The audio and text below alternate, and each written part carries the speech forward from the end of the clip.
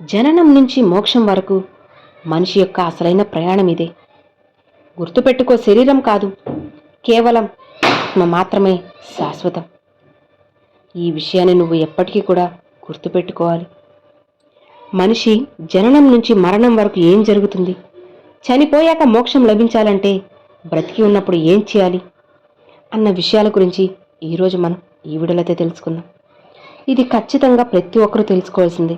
కాబట్టి ఎక్కడా కూడా స్కిప్ చేయకుండా ఆఖరి వరకు ఈ వీడియోని చూస్తే మీ జీవితం మారుతుంది.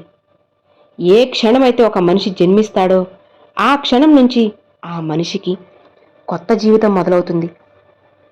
ఆ మనిషి తీసుకునే ప్రతి శ్వాస, చేసే ప్రతి పని, వేసే అడుగు జీవితంలో అతను తీసుకునే నిర్ణయం అతని జీవిత కథ ఎటువైపు వెళ్లాలో నిర్ణయిస్తుంది. ప్రతి జీవితం ఒక పరీక్ష, ప్రతి జన్మ ఒక పాఠం. మన ఆత్మ భూమిపైకి ఎందుకు వస్తుందంటే మనకు తెలియని సత్యాలను తెలుసుకోవడం కోసం. ఎన్ని పాపాలు పుణ్యాలు చేసినా చివరికి ఆత్మకు కావాల్సింది శాంతి మాత్రమే. మనిషి చనిపోయిన తర్వాత శరీరం ఈ భూమిలో కలిసిపోతుంది. ఆత్మ మాత్రం విశ్వంలోకి తిరిగి చేరుతుంది. అక్కడ అది గత జన్మలో చేసిన మంచి చెడుల ఫలితాన్ని తెలుసుకుంటుంది.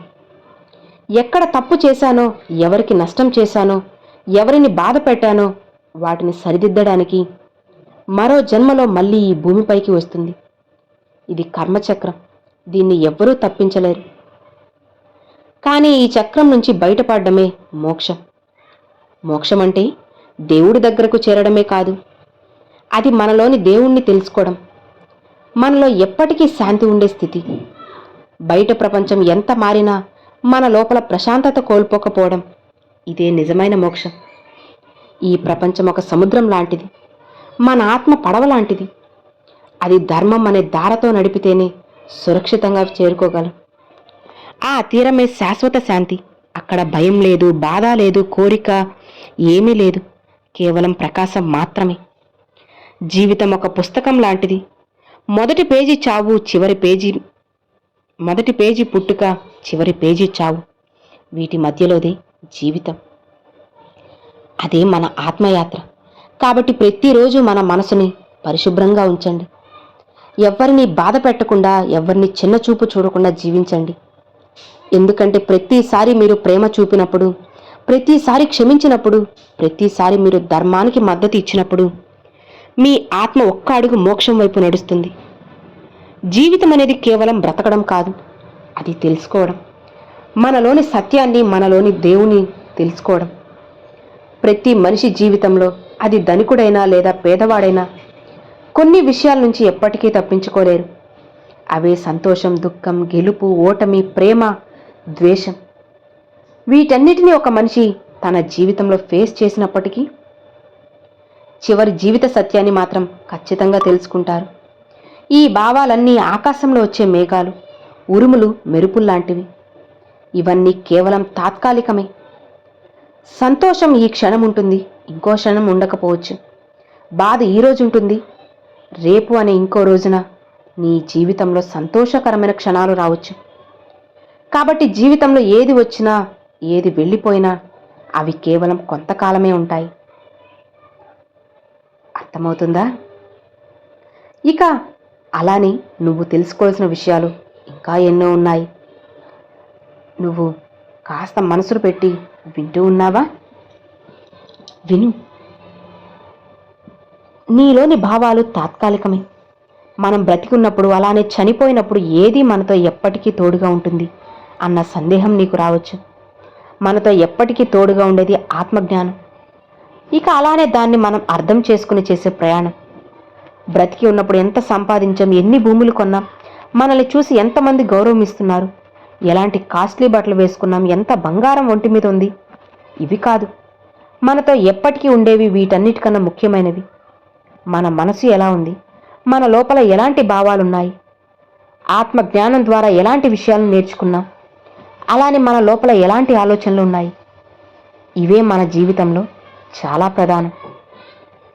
ఇక అలానే మనం నేర్చుకోవాల్సిన జీవిత సత్యాలు ఏంటంటే, డబ్బు అనేది ఎప్పటికీ కూడా శాశ్వతం కాదు అని తెలుసుకోవాలి. ఎవరు మనతో ఉంటున్నారు, ఎవరు మనల్ని దూరం పెడుతున్నారు అన్న విషయాలు ఖచ్చితంగా నువ్వు తెలుసుకోవాల్సింది. జీవితం ఎలా గడపాలి, కష్టాలు బాధలు వస్తే వాటిని అసలు మనం ఎలా అర్థం చేసుకోవాలి, చివరికి మనిషి చనిపోతే మోక్షం లభిస్తుందా లేదా, మోక్షం పొందే సామర్థ్యం మనకు ఉండాలి అంటే ఏం చేయాలి అని ఇలా ఒకటి కాదు వేల క్వశ్చన్స్ మన బ్రెయిన్లో అయితే ఉంటాయి కదా. వీటన్నిటిని అర్థం చేసుకోవడం అంత సులభం కాదు. కానీ మీకు పుట్టినప్పుడు మరియు చిన్నతనంలో మనం ఎలా ఉంటాం, యుక్త వయసు వచ్చాక ఎలాంటి బాధ్యతల్లో మునిగిపోతాం, ముసలి వాళ్ళమయ్యాక జీవితం ఎలా ఉంటుంది, ఎలాంటి ఛాలెంజెస్ ఎదుర్కొంటాం, ఇవన్నీ కూడా మనం డీటెయిల్గా ఇప్పుడైతే ఖచ్చితంగా తెలుసుకుందాం. జాగ్రత్తగా వినండి. ఒక బిడ్డ పుట్టగానే తన ఆత్మ చాలా స్వచ్ఛమైందిగా ఈ భూమిపైకి వస్తుంది. ఆ సమయంలో ఆ బిడ్డ మనసులో ఎలాంటి ద్వేషం, దురాశ, కోపం ఇలాంటివి ఏవీ ఉండవు. ఆ బిడ్డ కాస్త పెద్దయ్యాక అంటే చిన్నతనంలో ఎలాంటి విషయాన్నైనా త్వరగా అర్థం చేసుకునే శక్తి, ఆటపాటల్లో చురుకుదనం, అలానే ప్రతి ఒక్కరిని గౌరవించడంతో ఆ సమయం అంతా ఆనందంగా ఉంటుంది. ఆ స్టేజ్లో ఉండే పిల్లలు ఎలా నవ్వాలి, ఎలా ఏడవాలి, ఎలా ఆడుకోవాలి, ఇలా ప్రతిదీ అన్నీ నేర్చుకుంటారు. ఒక మనిషి పుట్టాక ఈ చైల్డ్హుడ్ అనేది ఏదైనా నేర్చుకోవడానికి ఒక గొప్ప అవకాశం. ఇక ఆ స్టేజ్లో ఒక పిల్లవాడు నేర్చుకునే సమయం ఉంటుందో అదే కొన్ని కోరికలు, ఇష్టాలు కూడా మనలో కలుగుతాయి.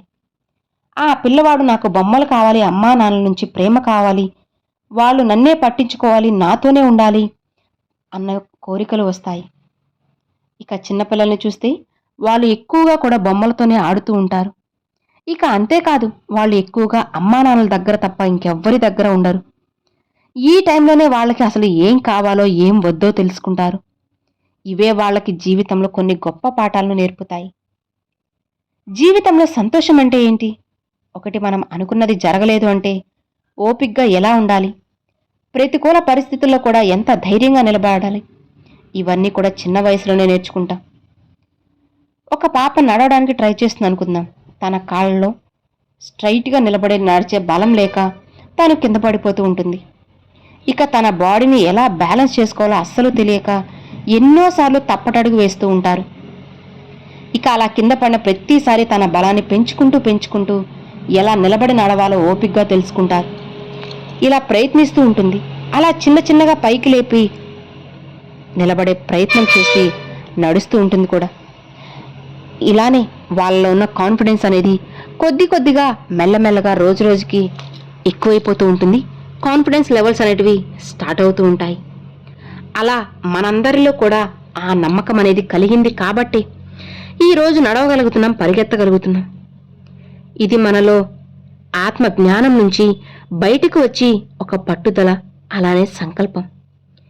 ఇక ఎప్పుడైతే చైల్డ్హుడ్ స్టేజ్ అయిపోతుందో, పిల్లలు పెద్దవడం మొదలెడతారో, ఒక వయసుకు వచ్చాక వాళ్ళ భుజాలపైన మోయలేని బాధ్యతలు వచ్చి పడతాయి.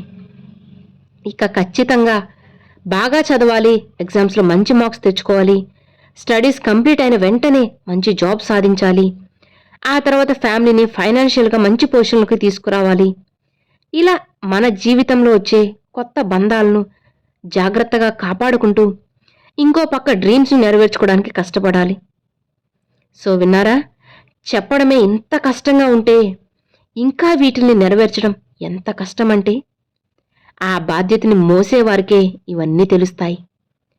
ఒక్కసారి యుక్త వయసులోకి అడుగు పెడితే అసలు ఈ సమాజం అనే మాటలకు, వాటికి మనం ఇచ్చే జవాబులకి జీవితం పూర్తవుతుంది. మీకు 22 years వచ్చాయనుకోండి, ఇక మీరు ఇంకా జాబ్లో ట్రై చేస్తూనే ఉన్నారనుకోండి, అప్పుడు మీ ఇంటికి మీ బంధువులు కాసేపు గడపడానికి ఇంటికి వస్తే వాళ్ళు మిమ్మల్ని చూడగానే వేసే మొదటి ప్రశ్న, నువ్వేం చేస్తున్నావు, జాబ్ ఎక్కడా, శాలరీ ఎంత, ఇలాంటి సూటిపోటి మాటలతో మానసికంగా ఇబ్బంది పెడతారు. ఆ పక్కింటి కుర్రాడు చూడు ఎంత సంపాదిస్తున్నాడు, నువ్వేమో ఇంకా జాబ్ ట్రయల్స్లోనే ఉన్నావు అని మిమ్మల్ని అగౌరవపరుస్తారు, తక్కువ చేసి మాట్లాడతారు. ఎక్కువ సంపాదిస్తేనే సమాజంలో గౌరవం ఉంటుందని చెబుతారు. అది నిజమే అనుకోండి, కానీ ఉద్యోగం కోసం, డబ్బు కోసం అందరి ముందు తక్కువ అవ్వకూడదు. నిజమేనా? కాబట్టి అప్పుడు మీకంటూ డ్రీమ్స్ కానీ, లైఫ్లో మీకంటూ కొన్ని గోల్స్ కానీ, ఇష్టాలు అన్నీ కూడా సమాధి అయిపోతాయి. పోనీ మీరు ఎక్కువ సంపాదించాక మీరు ఏమైనా సంతోషంగా ఉంటారా? లేదు. ఏదో ఒకరోజు ఒంటరిగా కూర్చొని ఆలోచిస్తున్నప్పుడు మిమ్మల్ని మీరు ఎక్కడో మిస్ అయ్యారని రియలైజ్ అవుతారు.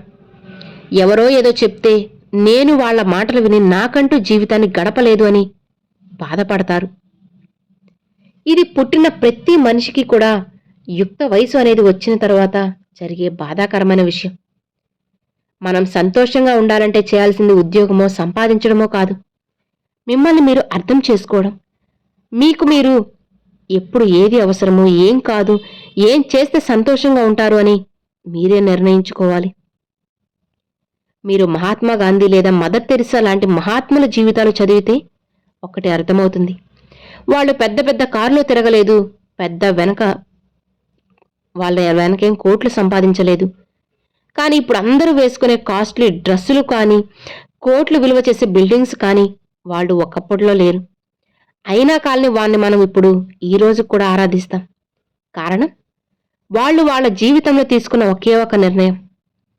మహాత్మా గాంధీ గారు భారతీయుల్ని కాపాడడం కోసం, స్వతంత్రం కోసం పోరాడారు. ఇది ఆయన తీసుకున్న నిర్ణయం. మదర్ తెరిసా గారు పేద ప్రజలకు సాయం చేయాలని తన జీవితాన్ని మొత్తం త్యాగం చేసేశారు. ఇది ఆమె తీసుకున్న డెసిషన్. వాళ్ళు ఎవరి మాట వినలేదు. వాళ్ళకి ఉన్న ఏకైక లక్ష్యం పేదవాళ్లకు సాయం చేయడం. అందులోనే వాళ్ళ ఆనందాన్ని వెతుక్కుంటూ ఉన్నారు. కానీ ఈ లోకంలో ఎవరైనా ఉంటే దేనికి పనికిరాని చెమటల్లాగా, రూపాయికి పనికిరాని మొద్దులాగా ఈ సమాజం చూస్తుంది. ఇక ఇది ఒక మనిషి పుట్టాక యుక్త వయసులో పడే బాధ. అందుకే మనమేంటో మనమే తెలుసుకోవాలి. మన లక్ష్యం కేవలం డబ్బు సంపాదించడమా, లేక మనసుకు నచ్చింది చేయడమా అన్న విషయాన్ని ఖచ్చితంగా మనకు మనమే ఆలోచించుకోవాలి. అప్పుడే కదా మనకి సరైన సమాధానం అనేది దొరుకుతుంది. ఇక కేవలం ఆలోచించకుండా ఇదంతా ఒక ఎత్తులా అయితే మనిషి జీవితంలో మిడిల్ క్లాస్ మెంటాలిటీ అనేది ఎంతో మందికి ఉంటుంది. ఇక ఈ వయసులో మనం మన మనసు మాట వినాలా, లేక బ్రెయిన్ ఆలోచిస్తున్నది చేయాలా అని ఒక సందేహంలో పడిపోతాం. ఒకవైపు ఎలాంటి కెరీర్ ఎంచుకోవాలో తెలియక, ఇంకొక వైపు కుటుంబ బాధ్యతలు ఎలా మోయాలో తెలియక మీ మైండ్లో చాలా క్వశ్చన్స్ ఉంటాయి. అసలు నేను ఎందుకు బ్రతుకున్నాను? ఏం సాధించడానికి ఉన్నాను? మనిషి జన్మ ఎందుకు పొందాను? అసలు నేను ఎవరు అన్న ప్రశ్నలు మొదలై మీకే కనపడిన శత్రువులతో యుద్ధం చేస్తారు.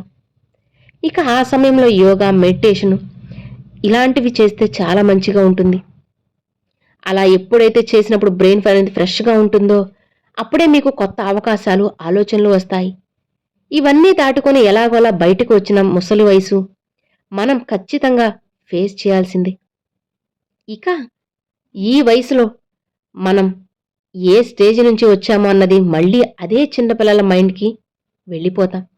అప్పటి వరకు మనం జీవితాన్ని ఒకలా చూస్తే ఎప్పుడైతే మన శరీరం అలసిపోతుందో, మన పని మనం చేసుకోవడానికి కూడా కష్టపడతామో ఆ రోజు నుంచి మనం జీవితాన్ని ఇంకో కోణంలో చూస్తాం. ఇక అప్పటి వరకు కూడా ఆస్తి, అంతస్తు అని పరిగెత్తిన మన ప్రాణం చివరి దశలో మాత్రం ఇవేమీ శాశ్వతం కాదు అని అర్థం చేసుకుంటుంది. ఏ శరీరాన్ని చూసి మురిసిపోయామో, ఏ జుట్టును చూసి స్టైల్ని మెయింటైన్ చేశామో అవన్నీ కాలంతో పాటు దూరమైపోతాయి.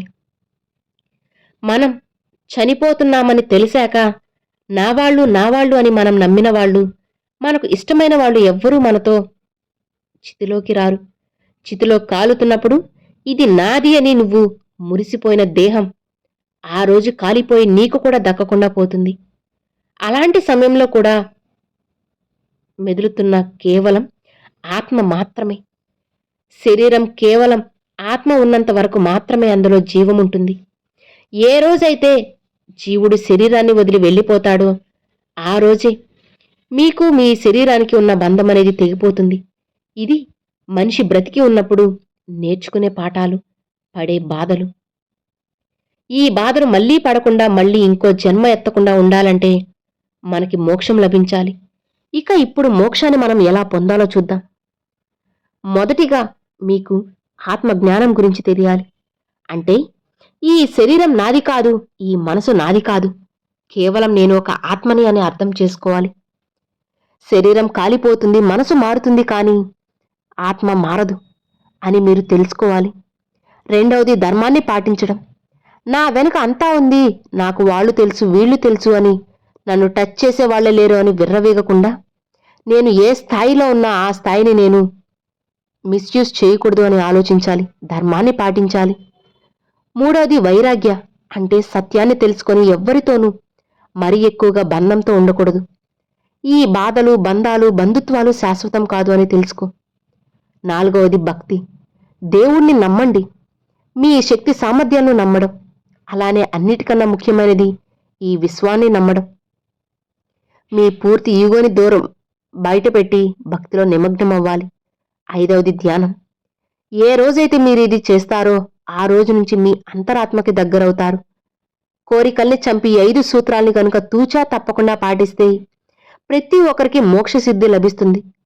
చివరగా ఒక్క విషయం, మనిషి పుట్టుక నుంచి చావు వరకు ఎన్నో జీవిత సత్యాలను తెలుసుకుంటారు. వాటన్నిటినీ దాటుకొని ధర్మంగా నిలబడ్డవాడే మనిషి. అతనికి మాత్రమే మళ్లీ జన్మని ఎత్తాల్సిన పని లేకుండా మోక్షం లభిస్తుంది.